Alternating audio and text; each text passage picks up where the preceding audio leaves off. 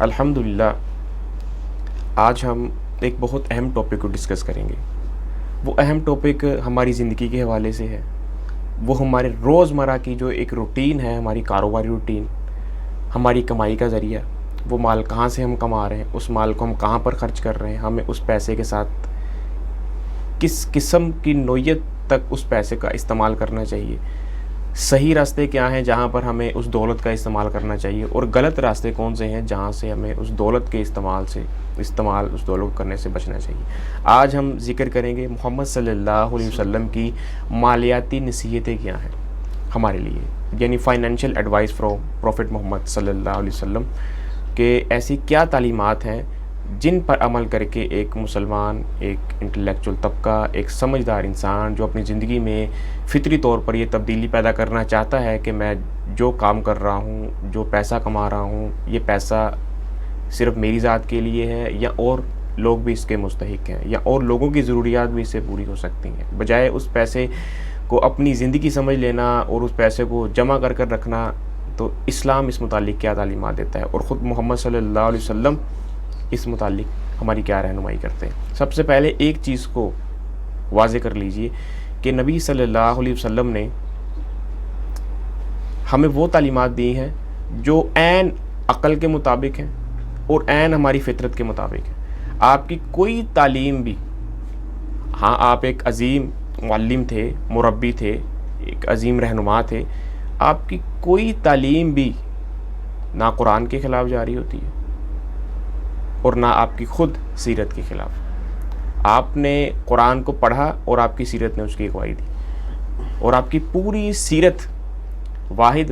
محمد رسول اللہ صلی اللہ علیہ وسلم گزرے ہیں 1446 سال پہلے، جن کی پوری زندگی محفوظ ہے، اور پوری زندگی محفوظ ہونے کے ساتھ ساتھ آپ کی ہر بات بھی محفوظ ہے۔ کوئی ایسا شخص آج تک نہیں گزرا، پیغمبر، ہزارہ پیغمبر آئے دنیا میں، ہزاروں ان کے پیروکار تھے، لیکن کسی پیغمبر کی پوری زندگی محفوظ نہیں ہے، اور کسی پیغمبر کی پوری گفتگو جو اس نے اپنی زندگی میں کی وہ محفوظ نہیں ہے، اور کسی پیغمبر کی کتاب محفوظ نہیں ہے۔ یہ تین معجزات ہیں ہمارے نبی صلی اللہ علیہ وسلم کے، جو ہمیں آج تک، یعنی ایک لمبا عرصہ گزرنے کے بعد، 1500 سال گزرنے کے بعد بھی ہم آج بھی مشاہدہ کر سکتے ہیں کہ ہاں جو کتاب آپ پر نازل ہوئی اس کا ایک ایک حرف ویسے ہی محفوظ ہے۔ تو محمد رسول اللہ صلی اللہ علیہ وسلم ہمیں ہر میدان میں انہوں نے ہماری رہنمائی فرمائی۔ تو آپ ایک تو پوری انسانیت کے لیے رہنما بنا کر بھیجے گئے، اور دوسرا اگر آپ نے قرآن کی ہمیں تعلیم دی ہے، دین کی ہمیں تعلیم دی ہے، تو ہمیں دنیا کی تعلیم بھی دی، کیونکہ آپ خود ایک کاروباری طبقے سے آپ کا تعلق تھا، اور ایک لمبا عرصہ آپ نے کاروبار کیا، تجارت کی، تو اس میں ہمیں کیا کیا پہلو ملتے ہیں کہ آپ نے کس طرح ایمانداری کے ساتھ، دیانتداری کے ساتھ، محنت کے ساتھ اپنے کام کو سر انجام دیا، اور پھر لوگوں نے کس طرح آپ کی تجارت کو سراہا۔ یہ ساری چیزیں ہمیں نبی صلی اللہ علیہ وسلم کی سیرت سے ملتی ہیں۔ اور پھر اب ہم جن چیزوں کا ذکر کریں گے تو اس سے میں اپنی بات کو مزید واضح کروں گا کہ اسلام کی، قرآن کی اور خود محمد صلی اللہ علیہ وسلم کی کیا تعلیمات ہیں کہ ایک مسلمان، ایک مومن، ایک اسلام کا پیروکار، ایک محمد رسول اللہ صلی اللہ علیہ وسلم کو ماننے والا شخص کس طرح اپنی زندگی میں کاروبار کے ذریعے بھی نیکیاں کما سکتا ہے، کام کی شکل میں بھی نیکیاں کما سکتا ہے۔ کیونکہ رزق کمانے میں صرف یہ چیز ہی ایک مد نظر نہیں رکھنی چاہیے کہ ہم یہاں سے صرف کمائی کر لیں، بلکہ دوسری چیز ہمیں مد نظر یہ رکھنی چاہیے کہ اگر اس میں ایمانداری ہوگی، اس میں دیانتداری ہوگی، اس میں ہم عدل کریں گے، اس میں ہم انصاف کریں گے، کسی کے ساتھ کوئی دھوکہ نہیں ہوگا، کوئی ظلم و زیادتی نہیں ہوگی، تو یہی پورے دن کی کمائی میرے لیے عبادت کا ذریعہ بھی بن سکتی ہے۔ جب یہ دوسری چیز ہم مد نظر رکھیں گے تو اللہ تعالیٰ ہمیں پھر کمائی تو ہم کر ہی رہے ہوں گے، ساتھ ساتھ اجر بھی دیتا رہے گا۔ تو پہلا پوائنٹ ہم ڈسکس کریں گے آمدنی اور حلال کمائی کا تصور۔ طبرانی میں ایک حدیث ہے کہ حلال رزق کا اصول ہر مسلمان پر فرض ہے، یعنی ہر مسلمان پر یہ چیز فرض ہے کہ وہ حلال رزق کمائے۔ یہاں پر بات واضح کر دی گئی اب حلال رزق کیا ہے؟ ایک مزدور صبح اپنے گھر سے نکلتا ہے، وہ سارا دن محنت کرتا ہے اور شام کو اپنی دہاڑی لے کے گھر آ جاتا ہے، حلال رزق ہے۔ ایک مزدور یا ایک جاب کرنے والا شخص گھر سے نکلتا ہے اور وہ سارا دن دفتر میں جا کے بیٹھا رہتا ہے، کوئی کام نہیں کرتا، ڈیوٹی پر تو وہ ہے لیکن کام کوئی نہیں کر رہا، حاضری اس کی لگ گئی ہے، شام کو گھر آتا ہے، منتھلی اس کی سیلری اس کے اکاؤنٹ میں پہنچ جاتی ہے۔ کیا یہ کمائی حلال ہوگی؟ ان دونوں کمائیوں میں بڑا فرق ہے۔ اگر آپ پرائیویٹ جاب کر رہے ہیں وہاں پر تو ظاہری بات ہے پریشر کی وجہ سے آپ کو کام کرنا پڑتا ہے، لیکن اگر آپ سرکاری جاب کر رہے ہیں تو بالخصوص جو سرکاری لوگ ہیں ان کے لیے یہ میسیج ہے کہ وہ اپنی نوکری کو ذمہ داری کے ساتھ ادا کریں، کیونکہ اکثر سرکاری اداروں میں ہم جیسے لوگ اسی وجہ سے ذلیل ہو رہے ہوتے ہیں کیونکہ وہ ایمانداری کے ساتھ ذمہ داری کے ساتھ اپنی ڈیوٹیز کو نہیں نبھا رہے ہوتے، تو جس وجہ سے ہم وہاں پر ذلیل ہو رہے ہوتے ہیں۔ تو اسی لیے طبرانی کے اندر روایت ہے کہ حلال رزق کا اصول ہر مسلمان پر فرض ہے، اور نبی صلی اللہ علیہ وسلم نے فرمایا کہ جو شخص اپنے اہل و عیال کے لیے محنت کر کے رزق کماتا ہے وہ اللہ کے ہاں مجاہد کی طرح ہے۔ اور پھر صحابہ کرام کی زندگیاں دیکھ لیں کہ جب ہجرت کے موقع پر مہاجر انصار کے پاس پہنچے تو مہاجر نے کیا کہا کہ ہمیں بازار کا راستہ دکھایا جائے، کیونکہ وہ نبی علیہ السلام کے پاس رہتے تھے، انہیں آپ گائیڈ کرتے رہتے تھے اس حوالے سے کہ ہاں اللہ کے ہاں وہ زیادہ رتبے والا ہے جو خود کمائی کرتا ہے۔ اور پھر حضرت عمر رضی اللہ تعالیٰ عنہ نے ایک شخص کو مسجد میں بیٹھے دیکھا، سارا دن مسجد میں بیٹھا رہتا تھا۔ حضرت عمر نے پوچھا کہ تمہارا کمائی کا کیا ذریعہ ہے؟ تو اس نے کہا کہ میرا بھائی جو ہے وہ کمائی کرتا ہے۔ تو حضرت عمر نے پھر اس سے کہا کہ تمہارا بھائی تم سے بہتر ہے، تم سارا دن مسجد میں پڑے رہتے ہو۔ اس سے یہ پتہ چلا کہ اگر آپ سارا دن مسجد میں بھی بیٹھے، عبادت میں بھی بیٹھے گزار دیتے ہیں تو آپ اس سے بہتر نہیں ہیں جو محنت کر کے کمائی کر رہا ہے۔ تو محنت کی کمائی کو بہت فضیلت حاصل ہے، محنت کی کمائی پھر حلال کی کمائی کو۔ پہلا پوائنٹ تھا آمدنی اور حلال کمائی کا تصور، دوسرا پوائنٹ خرچ کرنے میں اعتدال۔ کمائی تو سبھی کر رہے ہوتے ہیں، کچھ لوگ زیادہ پیسے کما رہے ہوتے ہیں، کچھ لوگ کم پیسے کما رہے ہوتے ہیں۔ جو کم پیسے کما رہے ہوتے ہیں وہ تو صرف اپنی ضروریات بڑی مشکل سے پوری کرتے ہیں، لیکن جو زیادہ پیسے کما رہے ہوتے ہیں ان کے لیے یہ نقطہ ہے خرچ کرنے میں اعتدال۔ پہلا پوائنٹ اگر آپ نے نوٹ کیا آمدنی اور حلال کمائی کا تصور، اگر پہلے پوائنٹ پر ہی آپ عمل کر لیں تو دوسرے پر آٹومیٹک ہو جائے گا خرچ کرنے میں اعتدال۔ پہلے پوائنٹ پر اس طرح عمل کرنا ہے کہ جب آپ نے محنت کے ساتھ ذمہ داری کے ساتھ رات دن ایک کر کے خون پسینے کی کمائی حلال کمائی ہوگی تو پھر آپ فضول خرچ کریں گے، آپ کے لیے بڑا مشکل ہو جائے گا فضول خرچی کرنا۔ اور قرآن نے اس چیز کو اس طرح ایڈریس کیا، سورہ بنی اسرائیل کے اندر آیت نمبر 26 اور 27 میں اللہ تعالیٰ نے فرمایا کہ اپنے مال میں سے اپنی دولت میں سے حق ادا کرو، نمبر 1 رشتہ داروں کا، نمبر 2 مسکینوں کا، نمبر 3 مسافروں کا، اور اپنے مال کو فضول کاموں میں نہ اڑاؤ کیونکہ فضول خرچی کرنے والے شیطان کے بھائی ہیں۔ اور آگے اس آیت کے الفاظ ہیں کہ شیطان اپنے رب کا بہت ناشکرا ہے۔ تو جو لوگ فضول خرچی کرتے ہیں وہ شیطان کے بھائی ہیں، بھائی کہا گیا۔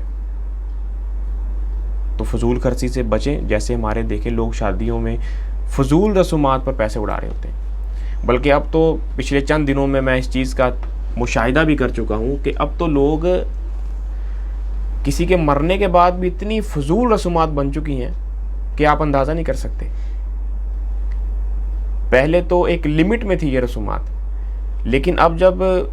امیر طبقہ کسی ایک چیز کو ایجاد کرتا ہے پھر غریب طبقے کے لیے وہ مجبوری بن جاتی ہے، وہ کام کرنا، اپنی عزت بچانا اس کی مجبوری بن جاتی ہے۔ تو یہ جتنی بھی چیزیں ایکٹیویٹیز ہو رہی ہوتی ہیں یہ ساری فضول ایکٹیویٹیز میں آتی ہیں جس کا کوئی قرآن سے تعلق نہیں ہے، کوئی حدیث سے تعلق نہیں ہے۔ صرف ایک شخص فوت ہوتا ہے، ٹھیک ہے، آپ ضرورت کی جو چیزیں ہیں ان پر اپنی رقم کو خرچ کریں، تو فضول چیزوں سے بچیں۔ تو بے شک کسی بھی کام میں ہو، چاہے وہ کسی کے مرنے کے بعد ہے، چاہے وہ آپ کا کوئی تہوار ہے یا عید شب رات کے دن ہے یا آپ نے کہیں آنا جانا ہے، تو آپ جو ضروریات کی چیزیں ہیں انہیں ہی ساتھ رکھیں اور تو ضرورت کے مطابق چیزوں کو خرچ کریں. اور میں نے ایک جو قرآن سے حوالہ دیا ہے کہ فضول خرچی کرنے والے ویسے ہی اللہ تعالیٰ نے فرمایا کہ شیطان کے بھائی ہیں. تیسرا پوائنٹ ہے بچت اور مستقبل کی منصوبہ بندی. جب پہلے 2 پوائنٹ پر آپ عمل کر لیں گے پھر یہ تیسری نوعیت آپ کی زندگی میں آتی ہے کہ آپ نے اب بچت کرنی ہے, اس پیسے کو محفوظ بھی کرنا ہے, آپ نے آنے والی زندگی کی پلاننگ بھی کرنی ہے. اگر نبی صلی اللہ علیہ وسلم کی ہم سیرت کا مطالعہ کریں تو آپ بہت زہد و قناعت والے انسان تھے. ٹھیک ہے, آپ کو دنیاوی منفعت سے کوئی رغبت نہیں تھی, کوئی لالچ نہیں تھا, بلکہ آپ کے الفاظ ہیں کہ اگر میرے پاس احد پہاڑ جتنا بھی سونا آ جائے تو میں چند دنوں میں سارا تقسیم کر دوں. اور پریکٹیکل مثال بھی پھر ملتی ہے کہ اونٹوں پر لدے ہوئے مال غنیمت کی شکل میں آپ کے پاس سونے کے زیورات اور مال غنیمت آ رہا ہے اور آپ لوگوں میں تقسیم کر رہے ہیں اور اپنے لیے کچھ بھی نہیں بچا رہے. اور پھر آپ کے جو پیروکار تھے بالخصوص ابو بکر, عمر, عثمان اور علی, یہ لوگ بھی دیکھیں کہ اسی طرح انہوں نے اللہ کے راستے میں مال خرچ کیا. اس کے بعد جو اولین صحابہ میں لوگ شامل تھے انہوں نے بھی اسی طرح مال خرچ کیا. یعنی یہ چیزیں بھی ملتی ہیں کہ مال خرچ کر دیا کیونکہ وہ ایک اعلیٰ رتبے پر فائز تھے. لیکن نبی صلی اللہ علیہ وسلم صحابہ کرام کو یہ بھی ترغیب دیا کرتے تھے کہ آنے والے وقت میں یعنی ایمرجنسی فنڈ بھی آپ کے پاس ہونا چاہیے. یہ نہ ہو کہ سارا مال ہی اللہ کے راستے میں خرچ کر دیں اور پھر جب آپ کو ضرورت پیش آئے تو پھر دوسروں کے آگے ہاتھ پھیلاتے پھریں. اسلام نے ایسی کوئی تعلیم نہیں دی, بلکہ اسلام نے کہا کہ آپ کے پاس آنے والے وقت میں اگر آپ نے کوئی تعلیم حاصل کرنی ہے تو اس کے لیے آپ کے پاس فنڈ ہونا چاہیے, آپ جمع کر سکتے ہیں. آپ نے بچوں کی یا خود کی شادی کرنی ہے اس کے لیے آپ کے پاس فنڈ ہونا چاہیے. آپ بیمار ہو سکتے ہیں جسے ایمرجنسی فنڈ کہتے ہیں, آپ کے پاس یہ پیسے اویلیبل ہونے چاہیے. تو اسلام جمع کرنے سے نہیں روکتا, بلکہ ہمارے ہاں عمومی طور پر جو دینی طبقہ ہے شدت کے ساتھ ان میں یہ چیز پائی جاتی ہے کہ وہ سمجھتے ہیں کہ مال جمع کرنا جو ہے یہ ہمارے لیے قیامت والے دن ایک سانپ کی شکل اختیار کر کے ہمارے گلے میں لپیٹ دیا جائے گا. بلکہ ایسی کوئی شکل صورت نہیں ہے, بلکہ اصل اس مال سے منع کیا گیا ہے کہ آپ کے پاس ضرورت سے زائد مال ہے, آپ کو پتہ نہیں کہ آپ کی پراپرٹیز کہاں کہاں پڑی ہیں اور آپ کے ارد گرد کے لوگ جو ہیں, آپ کے رشتہ دار جو ہیں, آپ کے دوست جو ہیں, مسافر جو ہیں, مسکین جو محتاج ہیں, وہ بیچارے ویسے ہی بھوکے مر رہے ہیں. اس قسم کے مال کو کہا گیا ہے کہ جو آپ گن گن کے رکھتے ہیں, آپ کو پتہ نہیں یہ مال کہاں سے آ رہا ہے. جو آپ کی حلال کی کمائی ہے آپ اپنے فیوچر کی پلاننگ اس سے کر سکتے ہیں. نبی صلی اللہ علیہ وسلم خود صحابہ کرام کو ترغیب دیا کرتے تھے اس چیز کی. بلکہ آپ دیکھیں کہ جب ابو بکر صدیق رضی اللہ تعالیٰ عنہ مال لے کے آئے تو آپ نے ان سے پوچھا ہے کہ گھر پر کیا چھوڑا ہے, عمر سے پوچھا ہے کہ گھر پر کیا چھوڑا ہے. آپ کو اس چیز کی فکر تھی کہ سارا مال اللہ کے راستے میں نہیں دینا. ایک صحابی کی مثال ملتی ہے کہ آپ نے ایک صحابی کو کہا کہ سارا مال اللہ کے راستے میں خرچ کر دو گے تو بعد میں لوگوں کے آگے ہاتھ پھیلاؤ گے, اپنے بیوی بچوں کے لیے بھی کچھ رکھو. تو پلاننگ کرنا اسلام میں یہ کوئی اس میں بات مانے نہیں ہے. آپ پلاننگ کریں, آپ رقم کو جمع کریں, جتنے مرضی پیسے جوڑیں, لیکن یہ کہ اپنے ارد گرد کے ماحول پر بھی نظر رکھیں کہ لوگ بھوکے تو نہیں مر رہے. کسی کی کوئی بھائی کی ضرورت ہے اس کی ضرورت پوری کر دیں, کوئی چند پیسے آپ سے ادھار مانگتا ہے اس کی یہ ضرورت پوری کر دیں. پیسے کا اصل میں یہی فائدہ ہوتا ہے. چوتھا پوائنٹ ہے قرض کے بارے میں ہدایت.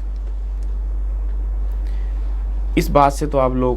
بخوبی واقف ہیں کہ قرض کو نبی صلی اللہ علیہ وسلم نے بہت ناپسند کیا. آپ قرض کو پسند نہیں کرتے تھے, اور بلکہ آپ اللہ تعالیٰ سے یہ دعا مانگا کرتے تھے کہ اے اللہ میں قرض سے تیری پناہ مانگتا ہوں کہ ایسی ضرورت نہ مجھے کوئی پیش آئے کہ میں قرض لینے پر مجبور ہو جاؤں. آپ قرض سے اللہ کی, اور پھر ہمیں ایک دعا بھی سکھائی گئی کہ اگر کوئی آپ میں شخص مقروض ہے تو وہ اللہ تعالیٰ سے یہ دعا کرے کہ اللہ جلد از جلد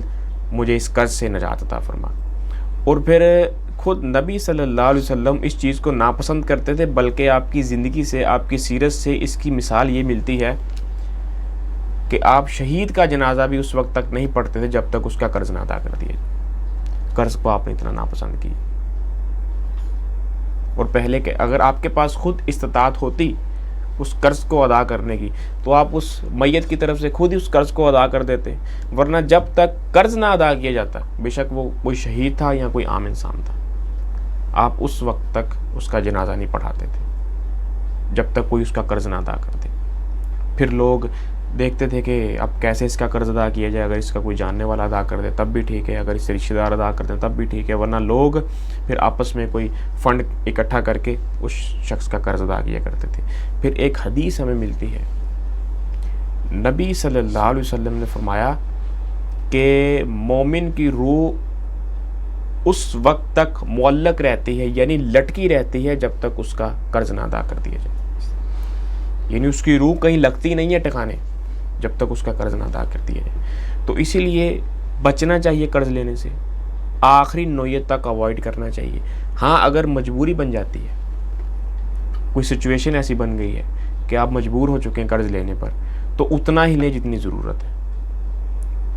اور پھر پوری ترجیح دیں کہ وقت پر قسط ادا کی جائے، تاکہ جلد از جلد، اور اللہ تعالیٰ سے دعا کرتے رہے کہ اے اللہ میں مقروض ہوں، تو میں اس قرض کو جلد از جلد ادا کرنا چاہتا ہوں، اور آنے والے وقت میں میرے لیے آسانی پیدا فرما۔ تو اللہ تعالیٰ سے آپ کوئی بھی دعا کریں گے، اللہ تعالیٰ آپ کی دعا کو رائگاں نہیں جانے دیتا۔ یہ بات تو اٹل ہے، یعنی قرآن حدیث کا نچوڑ ہے کہ آپ کی کوئی دعا بھی رد جاتی نہیں ہے۔ قیامت والے دن ایک شخص کی نیکیاں کم پڑ جائیں گی، بہت سی نیکیاں کہیں سے آئیں گی اس کے نامہ مال میں، اس کا نامہ مال بھر جائے گا، بھاری ہو جائے گا، وہ کہے گا کہ یہ نیکیاں کہاں سے آ گئیں؟ پھر اسے بتایا جائے گا یہ وہ نیکیاں ہیں جو تم دنیا میں دعا کیا کرتے تھے، لیکن تمہاری دعائیں جو ہیں وہ دنیا میں قبول نہیں کی گئیں، تو تمہیں وہ نیکیوں کی شکل میں عطا کر دی گئی۔ پھر وہاں پر وہ یہ سوچے گا کہ کاش میں دنیا میں دعائیں کرتا رہتا اور کوئی کام ہی نہ کرتا۔ تو دعا کرنا ایک تو عبادت ہے، دوسری آپ کی کوئی دعا قبول اللہ تعالیٰ رائگاں نہیں جانے دیتا، ہر دعا قبول کرتا ہے، کیونکہ یہ تو ہمارا ایمان ہے نا کہ اللہ تعالیٰ ہماری ہر بات کو ہمارے سوچنے سے بھی پہلے جان لیتا ہے۔ تو جب آپ ایک چیز کی درخواست ہی اللہ سے کر دیں گے تو پھر اللہ تعالیٰ اسے کیسے رائگاں جانے دے گا؟ وہ آپ کی دعا یا محفوظ کر لی جائے گی، قیامت کو آپ اللہ تعالیٰ اس کا اجر دے گے، یا آپ کی دعا کے بدلے اللہ تعالیٰ آپ پہ آنے والی کوئی مصیبت کو ٹال دیں گے، یا پھر اللہ تعالیٰ آپ کی دعا قبول کر لیں گے۔ اگر تو اللہ تعالیٰ کی حکمت میں یہ چیز بہتر ہوئی کہ آپ کی دعا قبول کرنا ہی اس وقت مناسب ہے، تو اللہ آپ کی دعا فوراً قبول کر لیں گے، جیسے ہماری اللہ تعالیٰ بعض دعائیں قبول کر لیتا ہے۔ بعض دعائیں ایسی ہوتی ہیں جو ایک بڑی آنے والی مصیبت کو ہم سے ٹال دیتی ہیں، لیکن کچھ دعائیں ایسی ہوتی ہیں جن کا ہمیں دنیا میں تو اللہ تعالیٰ وہ نئی چیز دیتے۔ مثال کے طور پر میں کہوں کہ مجھے فلاں ملک کا وزیر اعظم بنا دیا جائے، تو یہ ممکن بھی ہے، لیکن اس وقت تو ایسے کوئی نوعیت نہیں ہے، کوئی حالات نہیں ہے کہ میں بن جاؤں۔ تو ممکن ہے کہ یہ والی دعا اللہ تعالیٰ آخرت میں میرے لیے بچا لے، کہ آخرت میں مجھے اس کا اجر دیا جائے۔ تو دعا کرنا نہیں چھوڑنی چاہیے، بلکہ دعا کرتے رہیں۔ اور 5واں پوائنٹ ہے صدقہ، زکوٰۃ اور مالی تدبیر، مال کو پاک کرنے کے طریقے۔ اسلام نے مال کو پاک کرنے کے طریقے بتائے، زکوٰۃ کی شکل میں، صدقے کی شکل میں۔ آپ غریبوں پر خرچ کریں، یتیموں پر خرچ کریں، رشتہ داروں کی مدد کریں، جاننے والوں کو دیں، دوستوں پر، بالخصوص مسافروں پر، اور زکوٰۃ کے جو مصارفین ہیں ان لوگوں پر آپ اس مال کو خرچ کریں۔ تو یہ ایک طریقہ اسلام نے متعارف کروایا ہے جس سے آپ کا مال پاک ہوگا۔ اور بلکہ قرآن مجید میں سورۃ توبہ کی آیت نمبر 103 ہے، اس میں بڑے زبردست الفاظ اللہ تعالیٰ نے نقل فرمائے نبی الاسلام کو شامل کر کے۔ آپ اللہ تعالیٰ نے فرمایا اے رسول ان کے مال سے زکوٰۃ قبول کر لو،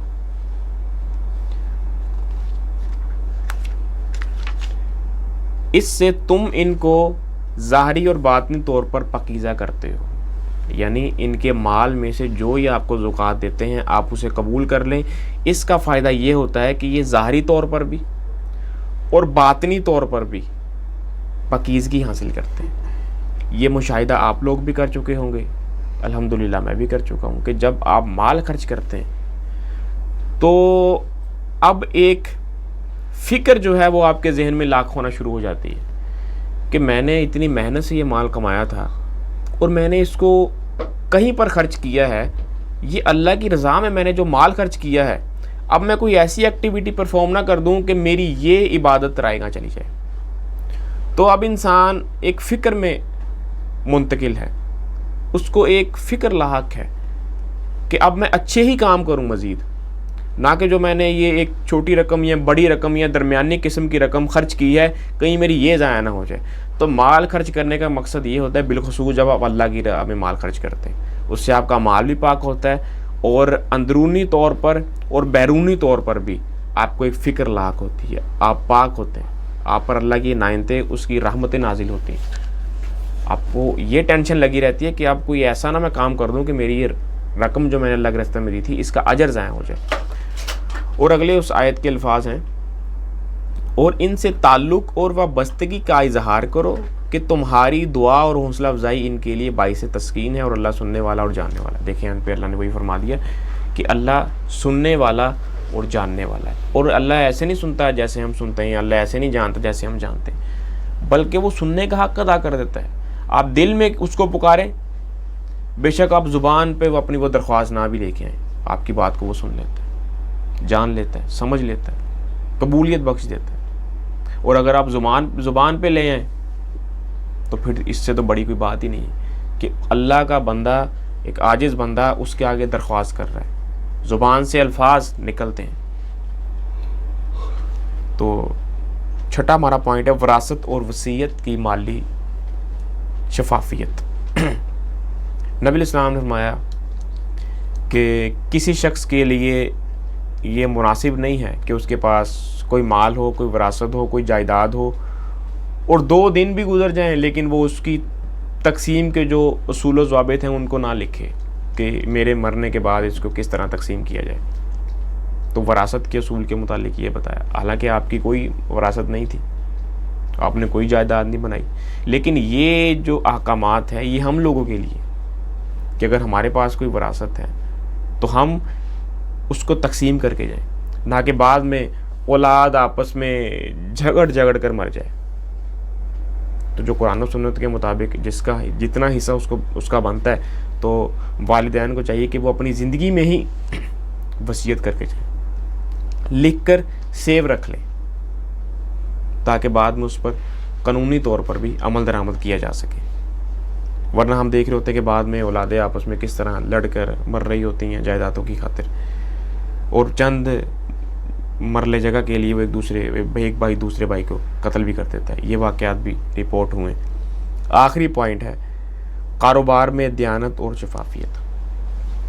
یعنی نبی صلی اللہ علیہ وسلم خود دیانتدار تھے, آپ نے ایمانداری سے کاروبار کیا اور آپ کو اللہ تعالیٰ نے اس میں مقبولیت دی. اور آج بھی جتنے بھی لوگ کاروبار کرتے ہیں انہیں بھی چاہیے کہ اپنے کاروبار میں کسی قسم کا دھوکہ, ظلم, زیادتی یا ناپ تول میں ہیرا پھیری نہیں کرنی چاہیے. بلکہ نبی صلی اللہ علیہ وسلم نے فرمایا, غالباً جامع ترمذی میں یہ روایت ہے کہ جو تاجر یا کوئی بھی کاروبار کرنے والا شخص ایمانداری اور دیانتداری سے کام کرتا ہے وہ قیامت کے دن شہداء, صدیقین اور صالحین کے ساتھ ہوگا. تو اللہ تعالیٰ نے بہت پیکج رکھے. آپ نیک اور حلال رزق کے اصول کی خاطر بھی اگر نکلتے ہیں تو آپ کا ایک ایک قدم, آپ کا ایک ایک لمحہ عبادت میں گزر رہا ہے. لیکن اگر آپ گھر سے یہ نیت کر کے نکلتے ہیں کہ کل تو میں نے دھوکے سے اتنے پیسے کما لیے تھے, آج میری کوشش ہے میں ڈبل کما لوں, تو پھر آپ کا ایک ایک لمحہ اور آپ کا ایک ایک اٹھایا ہوا قدم یہ گناہ میں گزر رہا ہوگا. تو اللہ تعالیٰ سے دعا ہے کہ اللہ تعالیٰ ہمیں حلال رزق کے اصول کی خاطر گھر سے نکلنے اور اپنی اولاد کو, بیوی بچوں کو حلال رزق کی کمائی سے ان کا پیٹ بھرنے کی توفیق عطا فرمائے. وآخر دعوانا الحمدللہ رب العالمین وما تقبل منا انہ انت السمیع العلیم.